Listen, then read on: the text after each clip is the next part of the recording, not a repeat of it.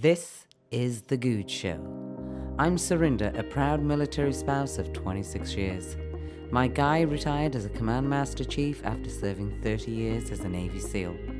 I'm also a mom, an entrepreneur, and an advocate for the military community. Here at The Goode Show, we delve into the inspiring lives of military spouses. From navigating deployments to building thriving businesses, we're here to empower, educate, and connect. So grab a coffee, get comfy, and let's get into it, because The Goode Show is where your story matters. Welcome to this week's episode. My name's Surinder, I'm your host, and you are listening to The Goode Show. Now, the gentleman that I'm sitting with, I don't know, I've known him for a while. I've seen him up at SDMAC functions, and today is the first time I've managed to get him in front of the camera and actually have a conversation with him. Phil Kendro, how are you? Hello, hello. Good to see you. Good afternoon. Glad to be here. Let's cheers. Yeah, we spoke about this. See you. Oh, see? Cheers. Cheers. And we're cheersing because we are up at Sean Haggerty's brewery, Protector Brewery, and he has very kindly allowed us to use this space for our podcast today. Cheers, Sean. I'm a beer lover, what can I say? Phil, thank you for your time coming today and recording this. I'm excited to be here with you. I mean, you're the only guy I know that does 5 million things at once. You do them well, and then you've got 5 million things lined up. I mean, I read your resume and I got tired. I really did. But you do so much around San Diego. But I want to start at the very beginning. I want to start in 1995. Yep. You were commissioned to the Marines. That's correct. Second Lieutenant of the Marine Corps after 4 years of college at Penn State University. So I'm a proud Nittany Lion. Okay. I hope they did a little better this year, but you know, it's what it is. So went to the basic school. So all Marines officers have to go to the basic school for their first 6 months-ish in Quantico, Virginia. And actually, it's an amazing opportunity for you to learn all about your fellow Marines, because once you leave the basic school, you know, you're an aviator, you're a logistician, you're an engineer, you're a lawyer. So all of those folks at the TBS get to know each other. So that way, when we're out in the fleet and operating in the future, we knew those people. So if I was in my Harrier, there might be a guy on the ground controlling me, or a company commander during the invasion of Iraq. I might have another person that I served with next to me in a different facility. So it's a great opportunity for those Marines all get to know each other before they're all over the Marine Corps. What made you sign on the dotted line? So my grandfather was the chief petty officer in the Navy. So he instilled a vision of service and love of my country. When I was young, basically my parents were divorced around the age of 5. So every summer of my lifetime, they would send me down to Jacksonville, Florida to kind of have a family lifestyle with my grandmother and grandfather there. Also, it's probably because they wanted to be a little bit partying themselves, not with me around, which I understand. But my grandfather was a proud Navy chief. And so, I mean, I have pictures of me in his Navy uniform. So that I needed to serve my country because of what he had done and instilled in me. But then it was funny when I switched from the Navy to the Marine Corps, because I was a Navy ROTC at Penn State. And I went to the Marine Corps, and he's like, "Son, do you know what color your crap is?" And I'm like, "What, Grandpa?" "Marine green." So, you know, he was making the joke out of it, but he was so proud that I then continued service. And I was proud when he pinned on my rank onto me at Penn State in 1995. Nice. Now, you served 22 years, is that correct? Just over 20 years. Just over 20 years, okay. And you decided to stay in San Diego. Yes, basically my wife told me that we're staying here in San Diego. That's the way it works. Yeah, I mean, it's beautiful weather. I mean, there's so many great things we have in San Diego. One thing is just an amazing network of different groups. You know, one thing that I talked about both as far as the Veterans Beer Club, and we had a San Diego County Military Advisory Council that I'm on. Tony Teramian was STEP, formerly Mark Ballmer before he passed, SDMAC. Some great individuals, and one of the things we were talking with was CalVet, and saying, here in San Diego, we're cursed and we're blessed. Yes. We're blessed because we have so many awesome opportunities, organizations, collaborators, but we're cursed because we don't know where to go to. And that leads into what we'll talk a little bit about today too. Yeah, now you yourself, when the transition period came for you, you had a little bit of, okay, what's going on here and how do I get into the civilian world smoothly? How was it for you? Tell us. Dark period, unfortunately. I can say honestly, I had an amazing network at that time. We're talking in the 2015 timeframe, so almost 10 years now coming up. And amazing network. And one thing that I was good about, because I had great mentors finally, the Marine Corps is good about leadership and learn about leadership, but mentorship, I would say we're still lacking sometimes, because it wasn't until 15 years in the Marine Corps where I really had my first mentor come up to me and talk to me. What do you want to do when you grow up? What's your goals in life? And so one thing is that what he had me do is when I was networking, I wasn't just networking with veterans and military members, but I was networking with folks that had never served in the military. Oh, wow. And so I had a great network of different people. But then unfortunately, I wasn't finding the right jobs. I wasn't talking to the right people. I wasn't doing the right things on the resume. And so Did you know what you wanted to do, though? Project management, program management, something like that, which I think about 75% of the people come to VBC, they're saying, I want to be a project manager, because we've done projects, we manage them. Okay, maybe a project manager. So that's what I thought I wanted to be when I grew up, which is not what I'm doing necessarily now, but then there was no opportunities out there. And I paid somebody to help me with my resume and help get my get my resume out to people, which was a total mistake. This company was ridiculous, paying $5,000 for what I did. Wow. Yes. And that was a mistake. And so from those mistakes, all those mistakes that I made during that period is translated directly into April of 2016 when Kevin Cortez, Brian Grant, and I sat down for the Veterans Beer Club and came up with that. Because all of those mistakes, because Kevin and I both had I mean, it was a dark time. I mean, I can say that was a really ugly period of my life. Those few months when I was unemployed, didn't know what to do, thought I was doing all the right things, thinking I was talking to the right people. And that's why then the VBC came out. So we could help everybody not make those same mistakes, which I think we've actually been really successful So about. you guys, basically how it starts is you, Brian, Kevin, you go and have a beer and you're talking about how it sucks and it's difficult and there's nothing out there. And then from that, it's just, well, how did you get people to attend? How did you tell people what you were doing? How did you get the word out? Well, the first meeting was the Second Chance Beer Company, formerly up in Carmel Mountain, still talking Virginia. I really appreciate all their support for many years. But basically, we said, hey, a couple guys want to come hang out with us. So the first meeting was actually Brian, Kevin, and I, and then a guy named Tim Matthews, who used to work for the county, amazing Marine, and Eddie Hansen, a good friend of ours.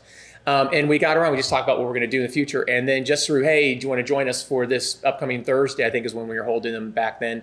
Why don't we get together? And a little bit of LinkedIn stuff, a little bit of Facebook stuff. And it just skyrocketed quickly. I mean, I would say within the first 3 months, we were having 50 to 60 people who were showing up there. Breweries originally wanted to charge us for some of the event spaces. We're like, hey, we're going to bring a whole bunch of people, and we tip well. And when they started seeing that, we had groups reaching out to us saying, hey, we want to host your event now because we know you're doing the right thing. You're bringing some good people together, and we're going to make some decent amount of money because you guys are good tippers, guys and girls. Now, it sounds very simple. You guys went for a drink. You had an idea. You invited your buddies, and it grew. Yes. Did you have any experience of business prior to the VBC, as in, okay, this is what we need to do. We need to set up, I think it's a non-profit, or do we need to set up an LLC? How did you guys figure all of that out? Well, we developed a charter. So actually we put a charter together. And one of the things was talking about, like, what was our purpose? So number one, our purpose is to find employment or ways for people to find transition groups. So that was number one. It's basically, how can we get you employed? How can we get you trained to be employed? Help you out with their transition. We do that. We have people look at resumes. We have these various transition groups like Vet CTAP with Janice Whitaker. You got 4 Block out there. You've got the Honor Foundation, which is like the gold standard of transition groups, but only for special operations forces. So you have all these different groups that are out there that we would say, hey, go to these groups, learn from these groups. So that was number one.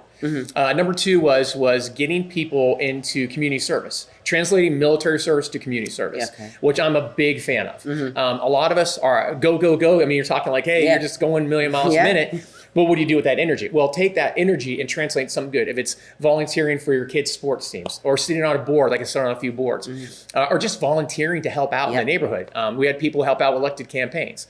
So that was the second one. And then the third one was basically a sense of camaraderie. It was within the first half year that we had people coming from out of state to come to our VBCs because they're like, I don't have any of that in my company and I miss it. So that third part was something that we never really understood until we started holding about how important that was to people. And then we wrote a whole bunch of other things about this is not a who's who. We're not going to have any egos out here. And then the other thing is that we're a Veterans Beer Club. We're not a Veterans Drunk Club. So one thing is we don't want people coming and getting smashed. That's not what the purpose of this is. It does help to have a beer and help you maybe to calm down and relax. We say we're the crawl stage, the crawl, walk, run of networking, because you can go there and you feel free. I'm going to come up to you if I know who you are and say hi and start talking about what you want to do when you grow up. And it just became a very grassroots movement that just blossomed. And we have about 13 to 14 active chapters in the United States. We're officially nonprofit as of November. As of last November? Yes. Oh, wow. So we Okay. never were a nonprofit because we wanted to be very much about the fact that we're just out there doing the grassroots part of it. We want just to help out. We don't want people paying dues. People pay for their own beers, and if there's food, they pay for their own food. But now, because we're trying to start chapters up and grow chapters, is people want to offer us donations. We didn't have a way to take those donations. So we're now taking donations because we had to get the trademark and we had to get lawyers and all this stuff. And so now we're nonprofits, so we can actually take those donations and help out other chapters. Okay. Now, I do have to give a shout out right now to Jason Shoffett over at Veterans Bay Club in Colorado. I had the time of my life, did not know what it was about. Then I happened to be out there for some other event, and a good friend of mine, Russ Laney, said, okay, you got to go down to the Veterans Bay Club. And I met a jolly group of people, same mindset, very proud of what they have done in the military. Some of them ready to get out, but all of them, I can understand it's a little daunting. You're going into something that you're not really too sure, how does it really work? Right. But so I can say firsthand that I've been to a Veterans Bay Club, and I went downtown San Diego as well. And again, the same thing, same vibe, bunch of people just wanting to do the right thing and wanting to help each other.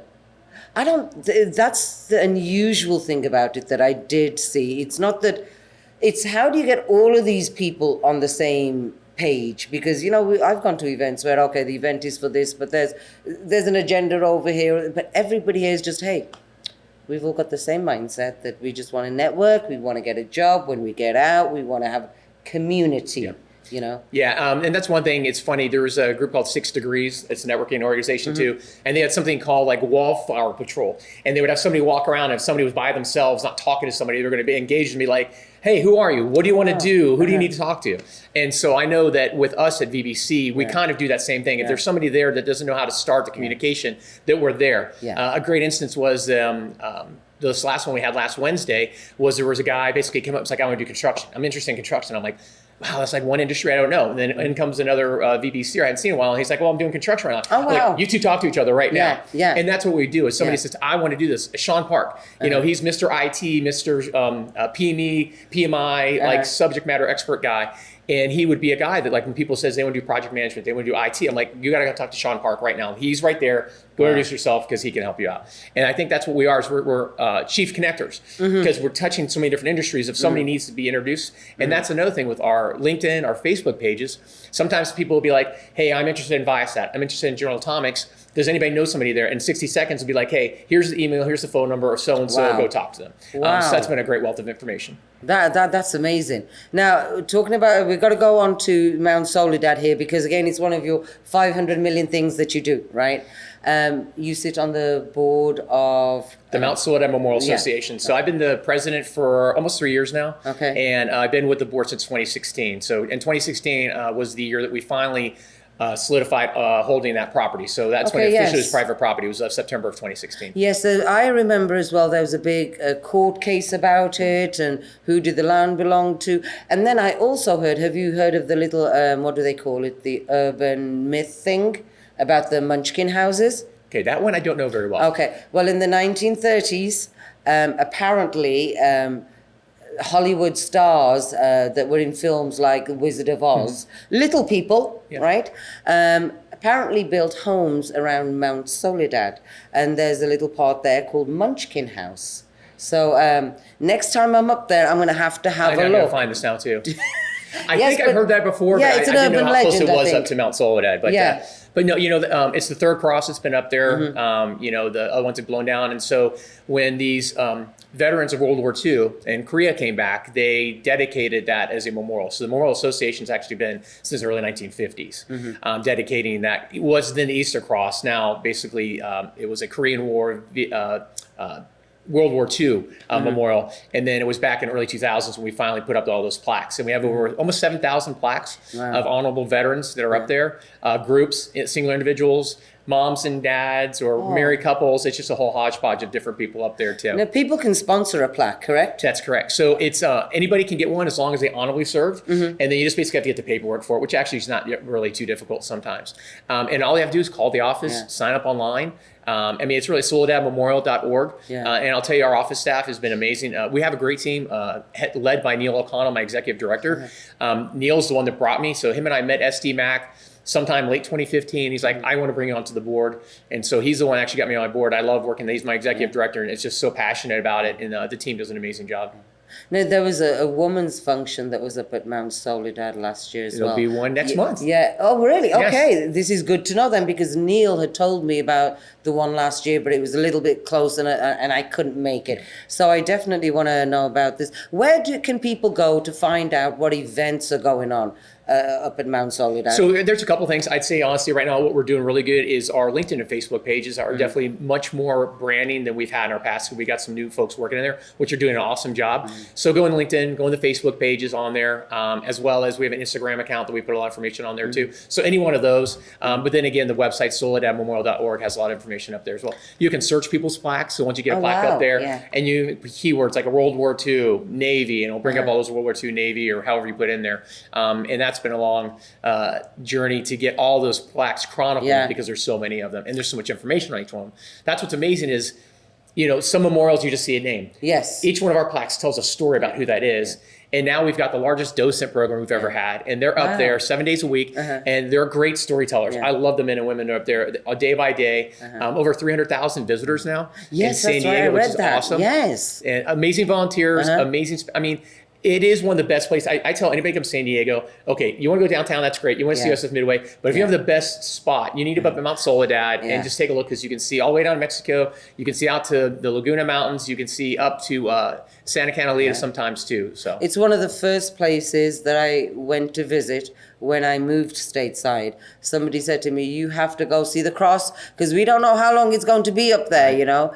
And absolutely breathtaking. And you've had a Veterans Bay Club event up there as well. We have. That's good. And that's one thing I would say, honestly, that I'm really excited about is collaboration. There's many organizations. There's so many nonprofits in San Diego. I think you'll hear anywhere between like 9,000 to 13,000 nonprofits. And out of those, anything between 1,000 to 3,000 that touch military or veterans or something like that.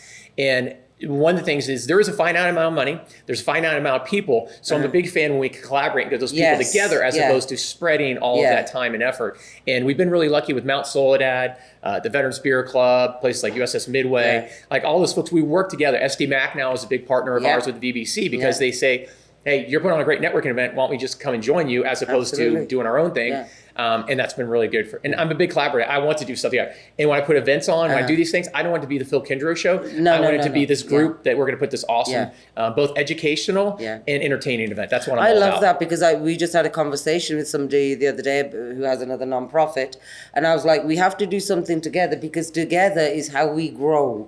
You know, together is how we get the word out. Phil, how do people get in touch for the Veterans Bay Club? What site do they go to? So surprisingly, again, on LinkedIn and on Facebook, we've got those up. We're working, ironically, you're talking to the gentleman from Colorado Springs who's actually going to help us out with a brand new website, because it's old. We need to get something new, more energetic, because, you know, we've got all these other VBCs around the United States. We need to help them. And that's part of the donation thing goes for that website too. So again, Facebook, LinkedIn is out there. And we always put the announcements out there as well. What have you got coming forward? Tell me about two of your 500 million projects you got coming forward. Because, I mean, we didn't even get to mention, I'm going to say it now, the Miramar Air Show, you're involved with that as well. It used to be, yeah. Okay. Well, I do Kogo, so I'm very fortunate. So Kogo Radio brought me in years ago, and so now I get to do live on-air broadcasts with Phil Farrar, Cliff Albert, who I love. They're so much fun to work with. And then we bring in a lot of the different pilots and stuff to talk about the air show, what they're doing the air show. So I've been working with Kogo for years with them now, too, for that one. You've been involved with Midway as well? Yeah, so the Midway has been awesome. So a lot of those flyovers and stuff that we do was able to have. So one fun one was I used to work in the Marine Corps Entertainment Office as the assistant director. And so when we had Top Gun 2 do the premiere here, I was actually getting to work with the airplanes and the Paramount crew with the USS Midway had the red carpet event. So it's kind of fun getting to watch the F-18s. We're timing with Lady Gaga's song, and then have my buddies come over with San Diego Salute Formation team that does a lot of flyovers here in San Diego and SoCal, and get them to do all that stuff for the Paramount premiere. It's kind of neat. But you're also involved in that entertainment side as well, aren't you? I used to. I was 2 years assistant director for the Marine Corps Entertainment Office. Okay. But being a captain for United, it kind of just couldn't do both those roles. But still helping out with various events and everything that's going on here in San Diego too. We've talked about Mount Soledad. We've got the Concord d'Elegance that's coming up April 25th through 27th. Oh, wow. Which is an amazing car show. But then usually we have some classic aircraft we'll fly by. Then you've got, of course, we talked about the women's brunch coming up third weekend of March at Mount Soledad. You've got the in Memorial Day, we're going to be honoring one of our local sailors that was killed on USS Cole when it was bombed back in 2003, I believe it was.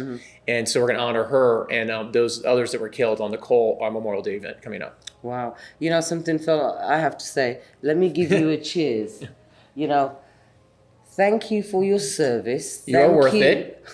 Thank you for everything that you continue to do in the community, for the community. And, I just think I see you doing it just, hey, freely, hey, I want to help, I want to give back. And that really touches my big brown heart. Well, I'm very lucky to have great people around me. That's what it is.